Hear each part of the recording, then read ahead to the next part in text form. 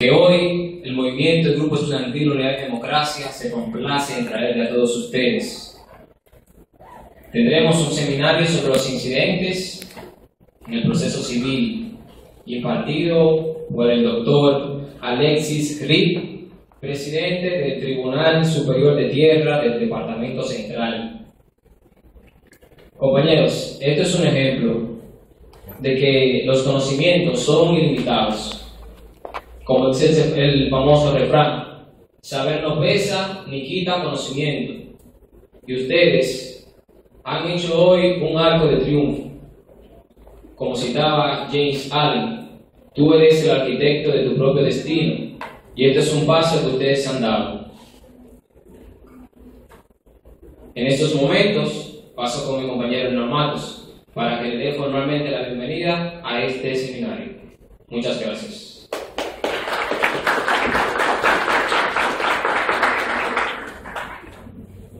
Muy buenas tardes, pero permítanme romper un poco el protocolo y a todas las mujeres que se encuentran en este lugar, haber pasado el Día de la Mujer, aunque haya pasado, reciban de parte de la Unidad y Democracia nuestras más gratas felicitaciones por ser el día de uno de los seres más hermosos y más preciosos en el cual Dios creó desde allá del cielo aquí en la tierra.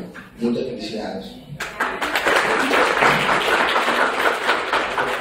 Déjenme decir algo.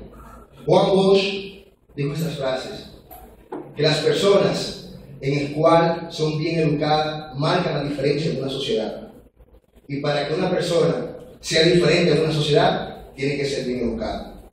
Pero sobre todo, le diré algo: los estudiantes de la Universidad Autónoma de Santo Domingo tenemos que convertirnos en esponjas, que así podamos absorber todos los conocimientos del lugar que nuestra gran universidad nos brinda para nuestro crecimiento y nuestro desarrollo como estudiantes de Derecho y cuasi abogados que seremos en el futuro.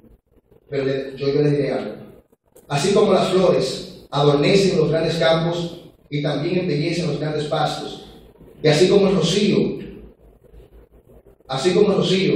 fortalece las grandes montañas verdosas, así también nosotros en los tribunales tenemos que embellecerlos y también tenemos que fortalecerlos con nuestros conocimientos y con los principios básicos en los cuales nuestra universidad nos brinda, que es la sinceridad, la honestidad y la responsabilidad, para que en el mañana no solamente digan que somos buenos abogados, sino también que la Universidad Autónoma de Santo Domingo es una de las universidades que consagra los mejores abogados de la República Dominicana, gracias a estos principios básicos que sé que ustedes y nosotros seremos parte. Muy bienvenidos, acojan esta actividad como si fuera de ustedes, porque en el mañana todo dependerá de ello. Muchas gracias.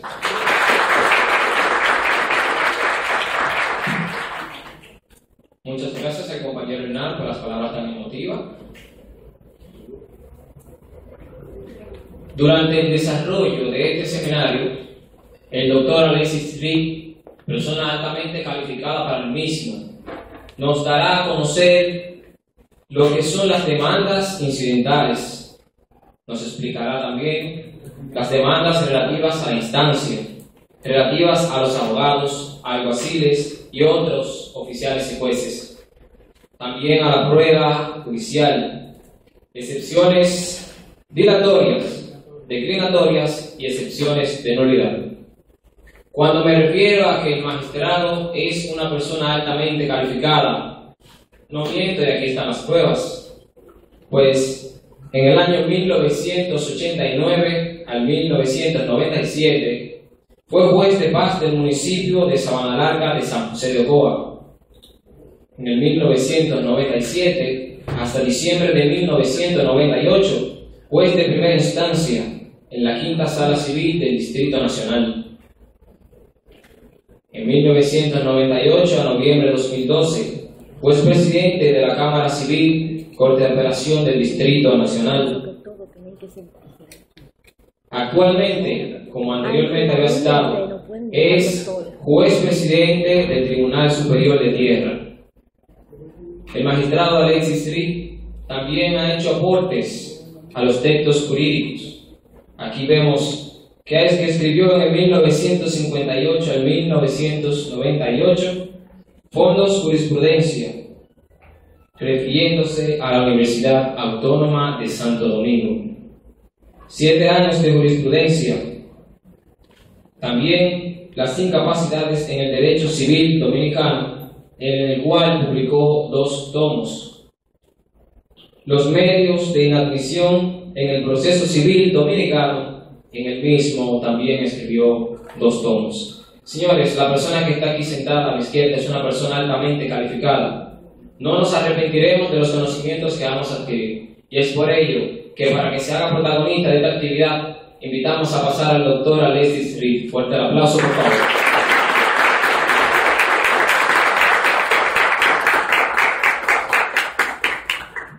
Muy buenas tardes. Cuando yo era estudiante en este mismo edificio, pero no tan lindo como lo encuentro ahora, había un dicho entre los estudiantes que era que en el derecho civil había una piedra que eran las obligaciones. Anteriormente, estoy hablando de los años 30, 40, a las obligaciones le decían el puente de los burros, porque ahí era que se caía casi todo o muchos estudiantes. Y en el derecho procesal civil se decía que había 2 grandes temas que son las vías de ejecución, los embargos y los incidentes del procedimiento.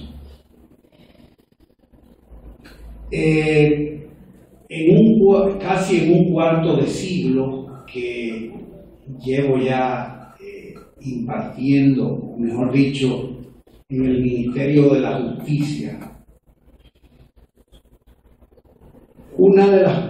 después de muchos años, una de mis primeras inquietudes fue trabajar el tema de los incidentes. Y no porque me agradara el tema, sino porque la experiencia en el ejercicio, primero en el ejercicio profesional y luego ya como juez, me enseñaron que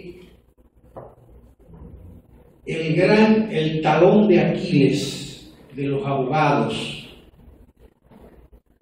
el punto flaco de los abogados en el ejercicio, estaba en los incidentes.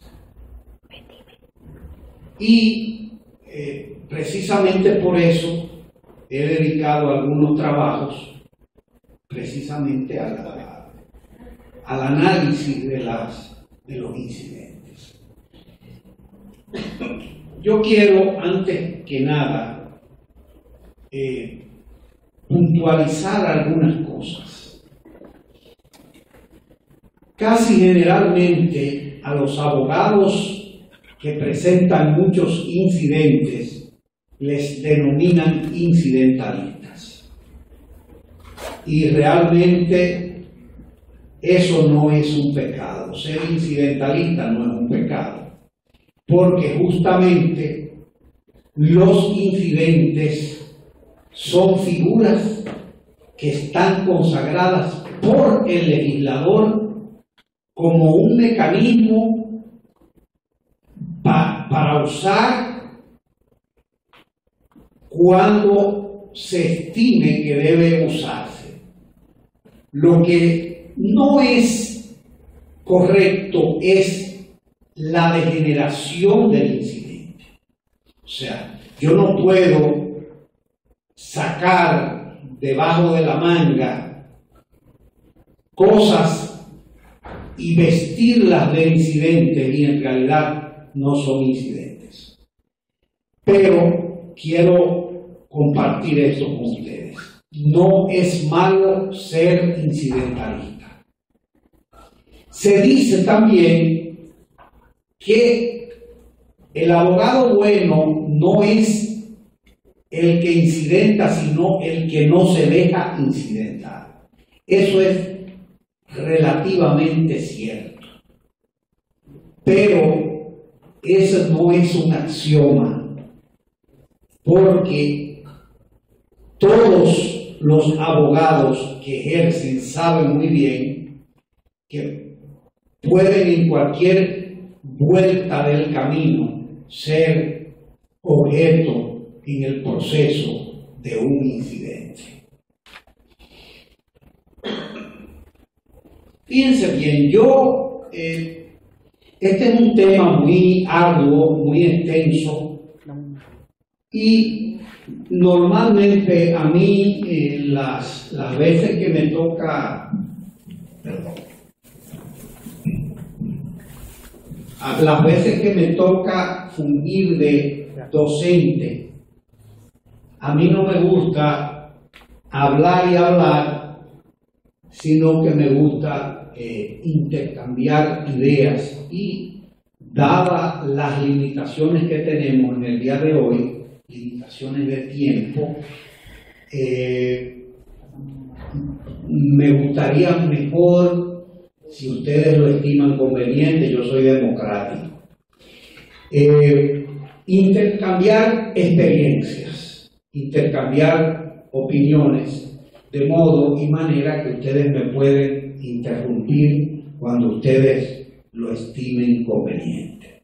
Bien, miren, yo siempre he visto el proceso como una flecha. O sea, yo soy el demandante, yo soy el sujeto que toma la parte activa en el proceso. Yo lanzo mi flecha hacia un blanco definido, y obviamente tratando de vulnerar a un sujeto pasivo que no es tan pasivo, que es la parte demandada, porque ustedes saben muy bien que el proceso es una relación, es una vinculación entre dos partes. Cuando esa flecha sigue su curso, su trayectoria normal, no hay tantos inconvenientes.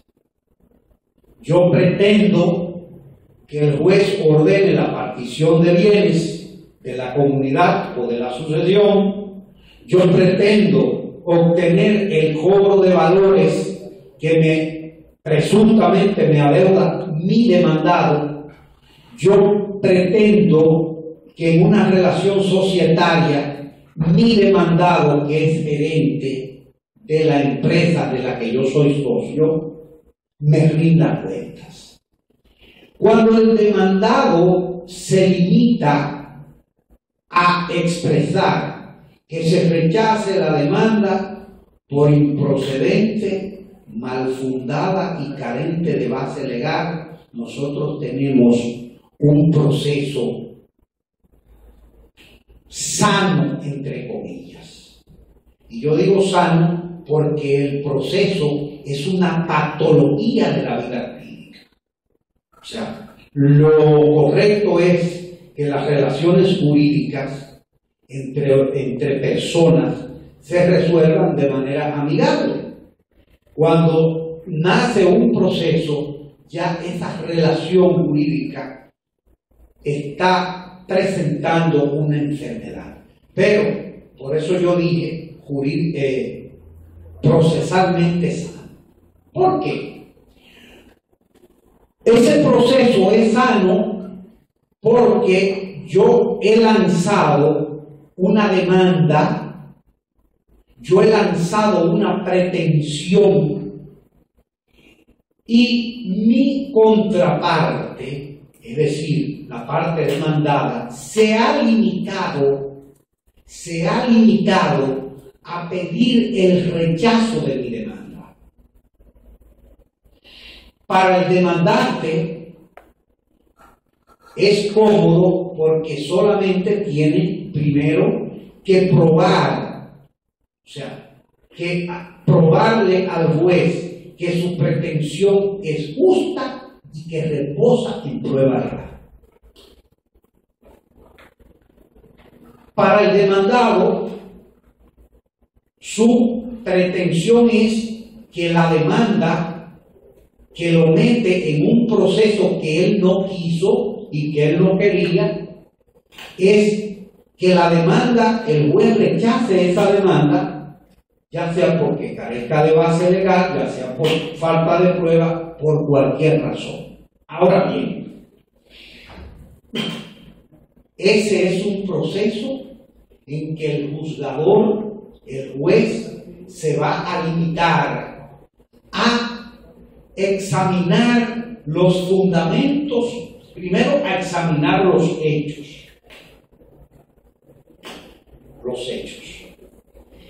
Luego del examen de los hechos, el juzgador lo que va a hacer es que va a meter esos hechos en el derecho. O como dicen la gente que habla fino, va a subsumir los hechos en el derecho. Ahora, ¿cuándo se complica la cosa? Cuando un proceso comienza a dar muestras de cierta patología, de cierta enfermedad. Cuando se presentan los incidentes del procedimiento. Si ustedes me preguntasen, ¿y qué es un incidente? Yo le diría, un incidente es una piedra en el camino del proceso. Es un obstáculo procesal. Eso es lo que es un incidente. Ahora, en el proceso nuestro, que es un proceso que, como ustedes saben muy bien, nos viene del derecho francés, porque nosotros recibimos los códigos franceses por vía de la ocupación de que fuimos objeto de 1822 a 1844. Ya eso es historia del derecho. Bien. En el proceso, nosotros tenemos, en lo que es la esfera de los incidentes del proceso, nosotros tenemos dos figuras que resumen, que recogen todo lo que son los incidentes del proceso, que son las llamadas demandas incidentales, tal como figuran en unas hojillas que yo le facilité a Leo y que yo estoy seguro que él repartió generosamente. Y están las excepciones de procedimiento. Hay una tercera figura de capital importancia en el proceso civil, que son las de los medios de inadmisión. Pero yo no las puse en esas dos hojitas por una razón de orden técnico. Desde el punto de vista técnico-procesal, las demandas, los medios de inadmisión no son incidentes del proceso. Y eso yo lo voy a dejar ahí para ver si a alguien se le prende la coquillita y posteriormente me hace la pregunta. Ahora bien, fíjense una cosa que yo siempre sobre la que yo he recalcado. En el derecho, como en cualquier disciplina del conocimiento, existe lo que se llama el lenguaje discreto. Lenguaje discreto. ¿Qué quiere decir eso? Que la medicina tiene su lenguaje, la ingeniería tiene su lenguaje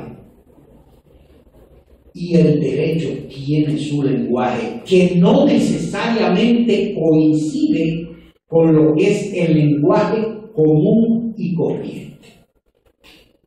Y esto es importante porque muchas veces yo lo he comprobado en la práctica, la gente no sabe diferenciar entre una figura y otra, y lo que se hace es una mezcla innecesaria. A veces esa mezcla no tiene mayores inconvenientes, porque ustedes saben muy bien que hay un dicho que dice: dame los hechos que yo te doy el derecho. El juez tiene que desmadejar esa mezcla que se hace, pero el juez es un ser de carne y hueso que también se puede equivocar, y en la medida en que uno le presente las cosas correctamente, con la etiqueta que lleva, óigase bien, con la etiqueta que lleva, en esa medida nosotros tenemos ya un paso ganado en el proceso. Fíjense bien, nosotros tenemos la palabra incidente. Ese es el género. El género humano se divide en el género femenino y el género masculino. En las especies masculino y femenino, pero el género es ser humano. Ser. ¿Qué pasa con el incidente?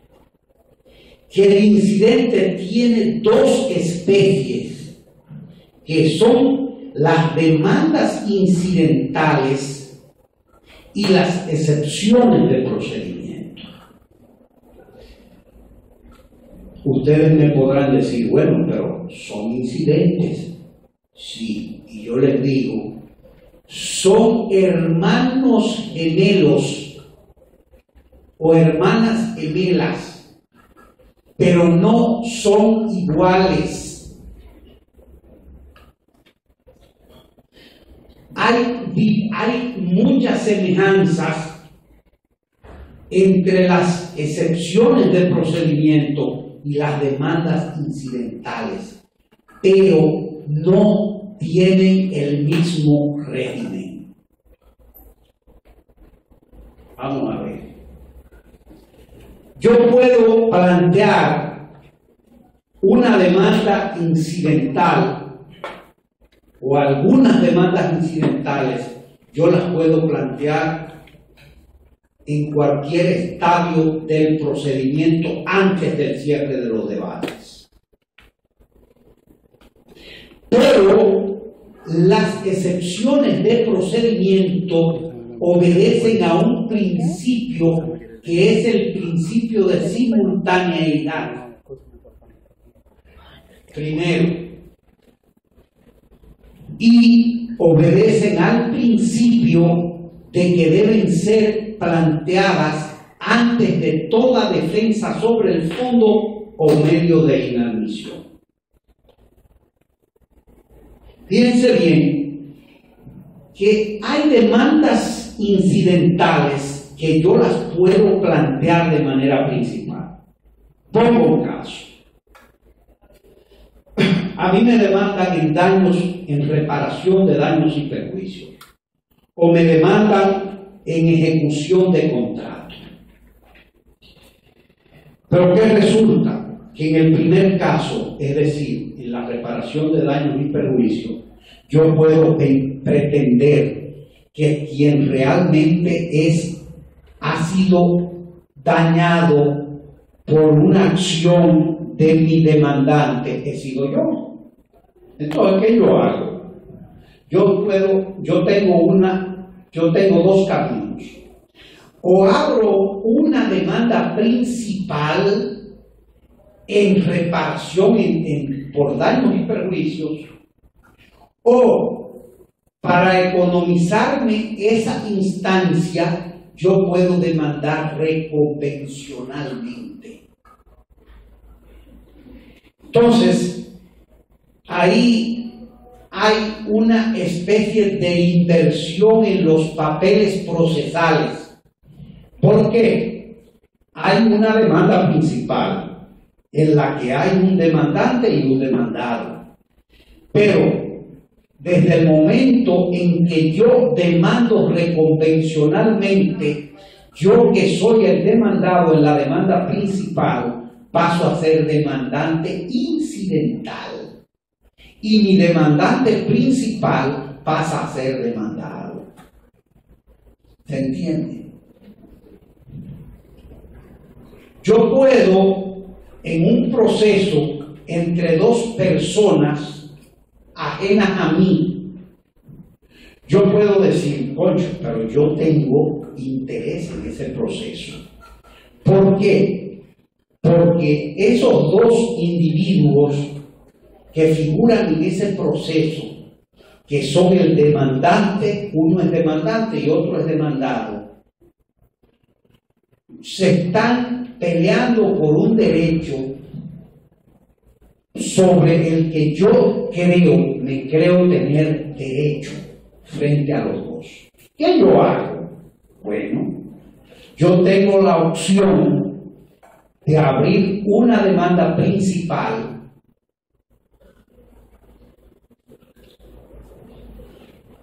o para reivindicar la cosa que es objeto del pleito entre esas dos personas que son ajenas a mí, pero también tengo la posibilidad de intervenir de manera voluntaria. Es decir, claro, no todas las demandas incidentales pueden ser demandadas por la vía principal. Ahora, ¿qué pasa con las excepciones del procedimiento? Que yo no puedo abrir un proceso para excepcionar. Ustedes tienen en la hojilla unas excepciones dilatorias, unas excepciones declinatorias y unas excepciones de nulidad. Yo no puedo, bajo ninguna circunstancia, abrir un proceso para pedir una declinatoria o para pedir una fianza de solvencia judicial. Correcto. Entonces, fíjense cómo se van dando las diferencias entre las demandas y las excepciones del procedimiento. Obvio, tienen semejanzas. ¿Por qué? Porque se proceden del mismo tronco común, pero las diferencias son mayores. Por ejemplo, yo no puedo excepcionar una excepción. Si yo soy demandante y un demandado me pide que se declare incompetente, que es una excepción declinatoria, que se declare incompetente en razón de la materia o en razón del territorio. Yo no puedo, como demandante, excepcionar esa excepción. Puedo pedir, si la inadmisión de la excepción, ya sea porque fuera planteada después de un medio de inadmisión o después de haber presentado una defensa sobre el fondo. ¿Se entiende? Pero sí puedo excepcionar una demanda incidental. Que se declare nulo el acto mediante el cual se ha intervenido voluntariamente. Ya sea por vicio de fondo o por vicio de forma. Eso puede suceder con las demandas incidentales y las excepciones de procedimiento. Bien.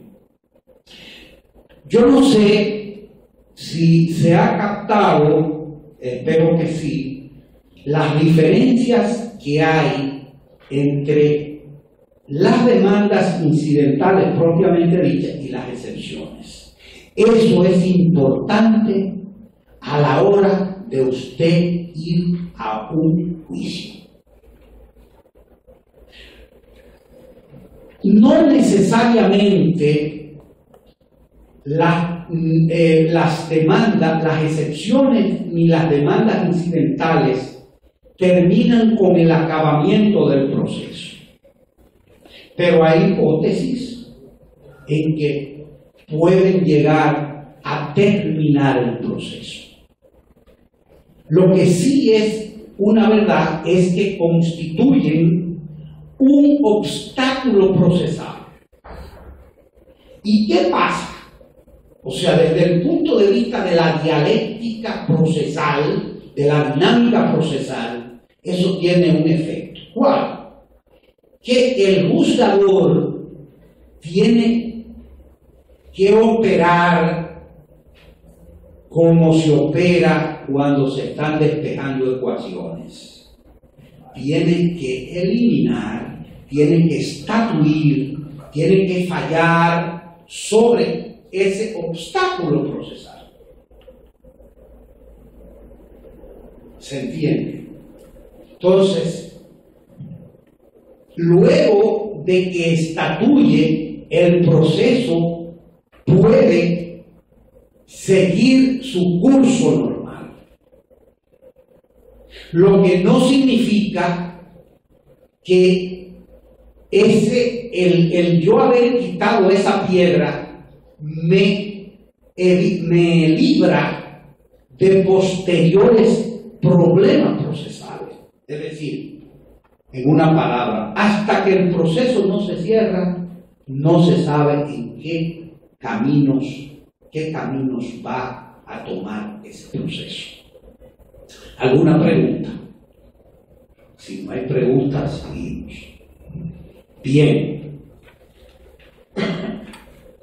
Obviamente, yo no puedo agotar todo el tema. Por eso a mí me gustaría que ustedes mismos, con la hojilla en la mano,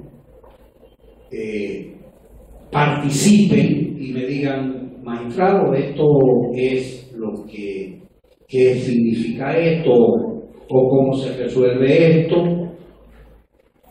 Porque, como ustedes han visto ahí, las demandas incidentales es todo un tema en el derecho procesal penal. Sí, vamos a ver. Yo quiero que ustedes pongan sobre los medios de admisión. De inadmisión. De inadmisión, perdón. Bueno, yo decía ahorita que yo no había incluido los, no sé si están ahí, y si están ahí están como aparte, porque realmente, fíjense bien, yo no puedo abrir un proceso con el único objeto de plantear un medio de inadmisión. O sea, yo no puedo incoar, yo no puedo iniciar una demanda para que se declare inadmisible tal cosa. Tiene que haber un proceso preexistente. Ahora, ¿por qué yo decía que técnicamente sobre todo los grandes procesalistas franceses, no tratan los medios de inadmisión como un incidente por la sanción que tiene? Fíjense, cuando usted lanza una demanda y la parte demandada se limita a pedir el rechazo, el juez tiene obligatoriamente que examinar los fundamentos de esa demanda, examinar los hechos, tanto los hechos que son controvertidos como los que son pacíficos. Luego del examen de esos hechos, el juez tiene que hacer entonces una operación intelectual que consiste, como yo decía ahorita, en subsumir, en meter esos hechos encajándolos al derecho. Por eso yo siempre he criticado, a propósito, abro un paréntesis, porque hay abogados que en sus escritos se ponen a estar citando una muchedad de artículos al juez, y jurisprudencia va y jurisprudencia viene, y a los jueces hay que irles al grano. ¿Por qué? Porque los jueces son los que van a aplicar el derecho. Imagínense ustedes por estar de reflectoreteros, cogen y citan mal un artículo. El juez, eso le es indiferente al juez. Esto como que está medio... Que venga el técnico, porque yo soy medio bruto con esta cosa. Bien, entonces, poquito y bueno, como decía mamá, poquito y bueno. No hay que estar floreteando tanto a los jueces. Bien, entonces, ¿qué pasa? ¿Qué pasa? Si la parte demandada, en lugar de pedir que se rechace mi demanda, dice que se declare inadmisible, lo que está atacando no es el fundamento de la demanda, sino el mismo derecho subjetivo que usted tiene para estar ahí. O sea, en una palabra, usted le dice, mire, buen insignificante, bájese de ahí, usted no tiene derecho para accionar en justicia. Me explico. Después usted, ciudadano mayor de 18 años, en pleno goce y ejercicio de sus derechos civiles y políticos, ¿cómo se dice?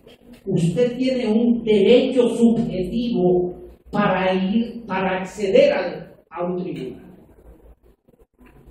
El Estado constitucionalmente tiene la obligación de crearle los mecanismos, de crearle los órganos para que usted acceda a eso. Ahora, eso no significa que porque usted tenga derecho al acceso a un tribunal independiente, como dice el artículo 69 de la Constitución, eso significa que el juez le va a dar a usted ganancia de causa.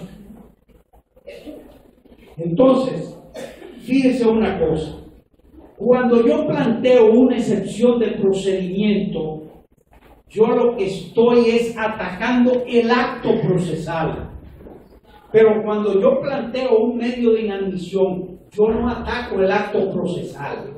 Yo lo que ataco es el corazón mismo de su derecho de estar en justicia. ¿Por qué? El artículo 44 de la ley 834 enumera de manera enunciativa algunos medios de inadmisión que son los más importantes: falta de interés, falta de calidad, la prescripción, la cosa juzgada, el plazo prefijado.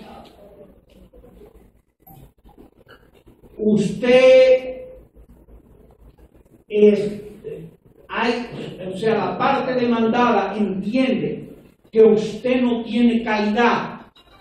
Por ejemplo, pongamos el caso, usted demanda en partición y liquidación de los bienes de X pesos.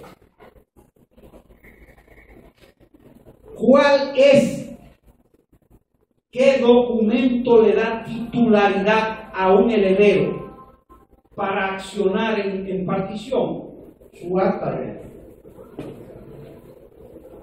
Tan pronto se le demuestra al juez que ha habido la apertura de una sucesión, y eso se prueba por el acto de defunción, yo tengo que probar la relación filial que hay entre mí y mi causante.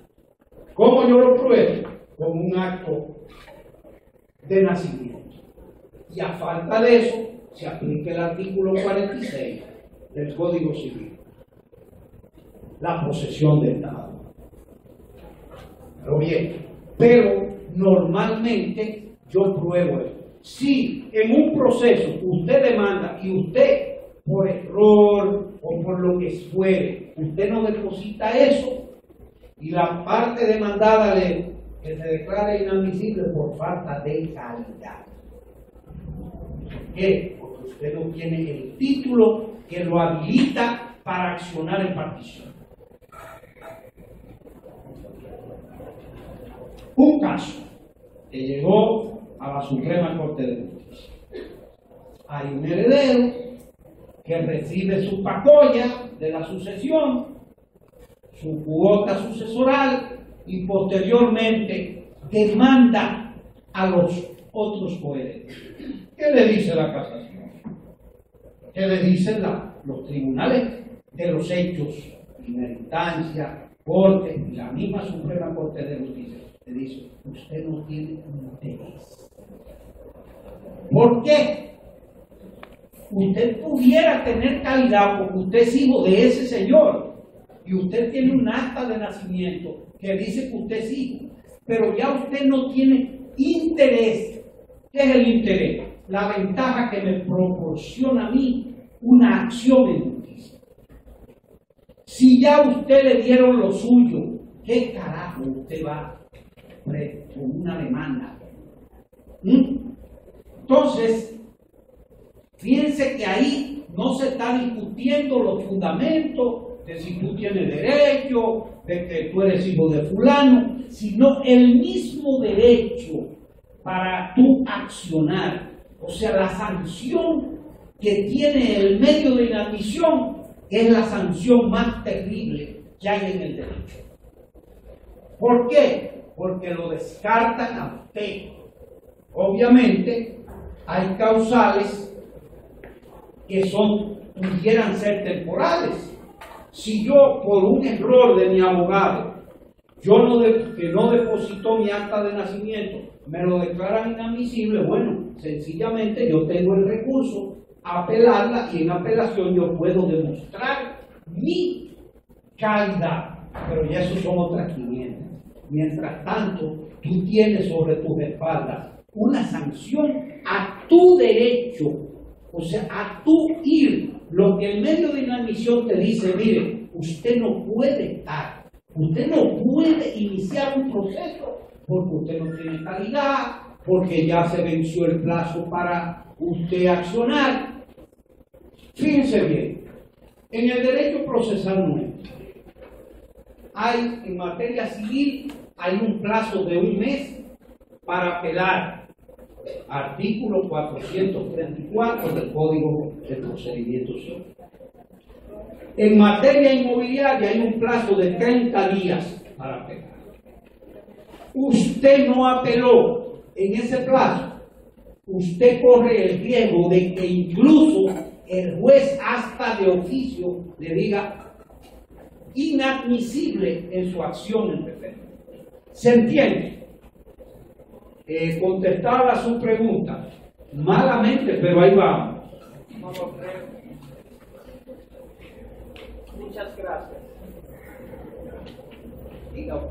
Sí, dentro de las demandas fundamentales son las profesionales, que se encuentran los delegados. ¿En qué caso se daría eso? Bien. Mire, pongamos el caso de 2 personas que entran como demandante y como demandado en un proceso.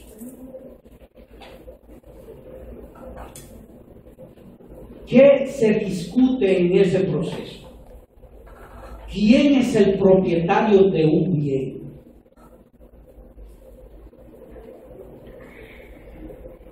Yo, como demandado, he adquirido ese bien de una tercera persona que no está metida en el proceso. Bien. Sobre todo, eso se da mucho en los terrenos no registrados. Yo compro una propiedad agrícola que no tiene títulos, que no ha sido sometida al proceso de saneamiento catastral, como sucedía o sucede todavía en nuestras zonas rurales. Yo le compré a esa persona, pero resulta que viene una persona y dice que no, que esa propiedad es de él. O sea, ese demandante está reivindicando esa propiedad frente al demandado que la ha adquirido de ese tercero. ¿Qué hace el demandado? El demandado dice, bueno, yo se la compré a fulano de tal, yo necesito que esa persona me garantice a mí ese acto de venta. Entonces, ¿qué yo hago? Yo lo meto en el proceso. Por eso se llama intervención forzosa. Fíjense que hay dos tipos de intervención. Está la intervención voluntaria y está la intervención forzosa. Esa intervención es para que esa sentencia que emita el juez apoderado del caso le sea oponible a ese caso. Si yo pierdo el caso, bueno, yo puedo entonces pedir condenación contra ese tercero. O sea, yo tengo una acción. ¿Por qué? Porque yo soy un comprador que le he comprado de buena fe unos terrenos, le he dado unos cuartos por ese terreno, entonces yo no me puedo quedar en el aire. Y precisamente por eso es que se le llama a intervenir. Ven, no es como en la intervención voluntaria. En la intervención voluntaria, como su nombre lo indica, se interviene, usted interviene porque le sale de abajo, le sale de su realísima gana intervenir en ese proceso. Entonces, entendido el juego de la intervención forzosa. Bien. ¿Alguna otra? Sí, ¿cómo no? Aquí me dice, demanda en responsabilidad civil contra juez. Sí. Bueno, fíjense bien. Nosotros tenemos un gran principio consagrado en el Código Civil en el artículo 1382. Todo aquel que por su culpa le produce un daño a otro está obligado a repararlo. Eso es lo que se denomina en responsabilidad civil, en los daños y perjuicios fruto de una responsabilidad que se le atribuye a una persona. Obviamente, para que esa demanda en responsabilidad civil triunfe, tienen que darse tres elementos. Una falta que yo le voy a imputar a mi demandado, un daño que yo he sufrido y una relación de causa-efecto entre la falta y el daño. Bien, ahí están los tres elementos. Ahora bien, ¿cómo se entiende que el juez es un árbitro, es un tercero imparcial en el proceso? El legislador del Código de 1804, del Código de Procedimiento Civil, dijo: no, vamos a sacar al juez del artículo 1382, salvo que ese juez, fuera del ejercicio de sus funciones, le pase un accidente, ese juez va a ser demandado, pero no como juez, no como magistrado, va a ser demandado como alégito, que por su imprudencia causó un incidente. Entonces yo voy a caer en el terreno de la responsabilidad civil de derecho común, artículo 1384, párrafo primero, en el caso de que sea un accidente de tránsito. Ahora, esa responsabilidad de la que se habla aquí es la responsabilidad del magistrado en el ejercicio de su función. Fíjense que hay un principio, ustedes lo conocen muy bien, porque está al comienzo del artículo del Código Civil, si mal no recuerdo, el artículo 4 o el artículo 6, de que el juez no puede negarse a fallar alegando oscuridad o ambigüedad de la ley. Tiene que fallar, y tienen que fallar dentro de ciertos parámetros. Ahora, ojo, fíjense bien, hay una figura que se llama denegación de justicia. Para que se dé la denegación de justicia deben haber una serie de elementos. Por regla general, el juez debe fallar en un plazo de 4 meses, luego que el expediente se encuentre en estado de fallo. Obviamente, casi nunca, sobre todo aquí en el Distrito Nacional, en Santiago, en San Pedro de Macorís, eso nunca se cumple por el cúmulo de expedientes que hay en los tribunales. Eso nunca se cumple. Y ya, bueno, el legislador, la misma jurisprudencia así. Ahora, hay una serie de casos en que el juez puede incurrir en denegación de justicia y en ese caso procede la demanda. Pero, vuelvo a repetir, es el juez no como ciudadano de a pie. O sea, yo ahora estoy en vacaciones. O sea, yo no ando con una toga puesta. Yo soy un ciudadano común y corriente, sujeto a que salga por ahí y me pase cualquier cosa, y entonces yo tengo que responder. Si yo soy el culpable, yo tengo que responder por mi falta. Ahora, cuando yo tengo la toga puesta y estoy en el ejercicio de mis funciones, yo soy pasible de una demanda de responsabilidad por mi falta. Obviamente la falta debe estar caracterizada como cualquier falta, pero no se puede, hay que hacer la distinción cuando un hombre ejerce unas funciones de juez, cae en el cuerpo del 1382, y cuando ese hombre o esa mujer caen en el campo de los artículos 506 y siguientes del Código de Procedimiento Civil, que es el que establece la responsabilidad civil de juez. Bien, ¿alguna otra pregunta? Diga usted. Cuando hablamos de aquiescencia, ¿a qué hacemos referencia? Bien, miren, yo como demandante lanzo mi demanda. El demandado tiene la posibilidad o de pedir el rechazo o por las razones que sean, decir yo aquieso la demanda. Fíjense que hay dos figuras parecidas, la aquiescencia y el desistimiento. Yo como demandante lanzo una demanda, pero me doy cuenta que he metido la pata, por ejemplo, demandando a una persona que no debía.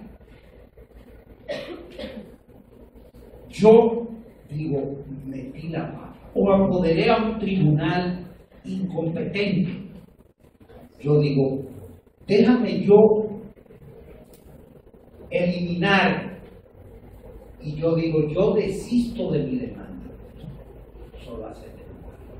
Normalmente quien aquiesce es el demandado, lo que no significa que el demandante en algún momento pueda aquiescer a una demanda, por ejemplo, a una demanda incidental. O sea, tanto el desistimiento como la aquiescencia es un abandono, una renuncia a tu derecho. Si tú aquieces mi demanda en partición, ¿qué tú me estás diciendo? Que tú entiendes que mi demanda es justa, que están todas las pruebas y que tú no te opones. Ahora fíjense, tanto el desistimiento como la aquiescencia son dos demandas incidentales peligrosas. ¿Y qué hacen normalmente en la práctica los jueces?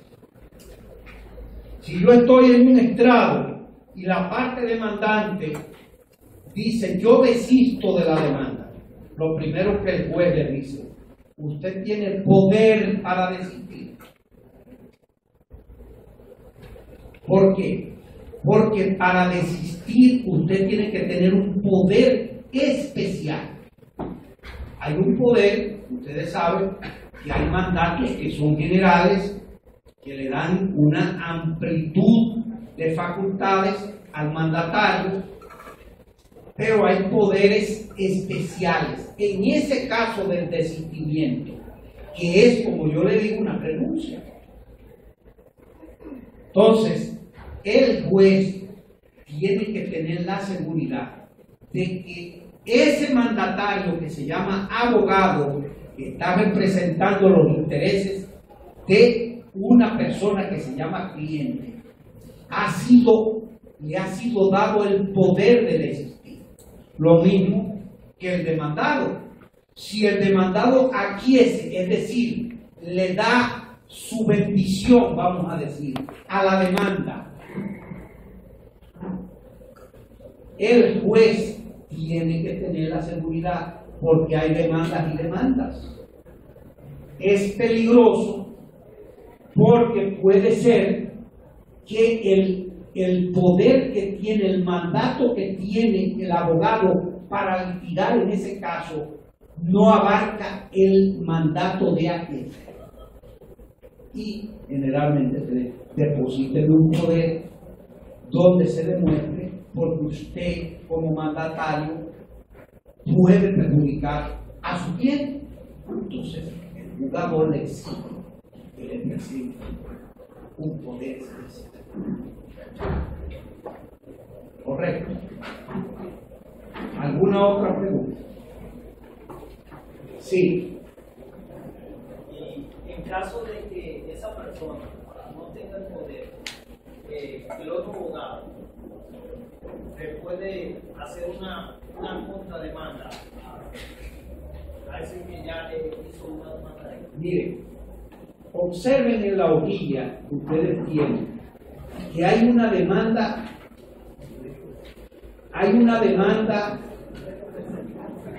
incidental que se llama denegación de actos hechos por abogados y alguaciles. Miren, el mandato de los abogados siempre se presume. Ahora, hay una serie de actuaciones procesales para las que el abogado necesita un poder especial. Si el abogado o el alguacil se extralimitan en sus poderes, pongamos el caso, el abogado de la parte demandante dice yo desisto, el abogado de la parte demandada dice yo aquieso. Eso que no está dentro de los poderes que le han sido concedidos al abogado, puede ser, el cliente puede demandar en denegación. ¿Qué quiere decir eso? Que el cliente le va a decir al abogado, va a demandar al abogado y le va a decir yo no le di poder para que usted aquiesciera, ni yo le di poder para que usted desistiera. Entonces está usando la figura que se llama demanda incidental en denegación de actos hechos por abogados y algo así. ¿Correcto? Bien. Otra pregunta. Bien. Sí.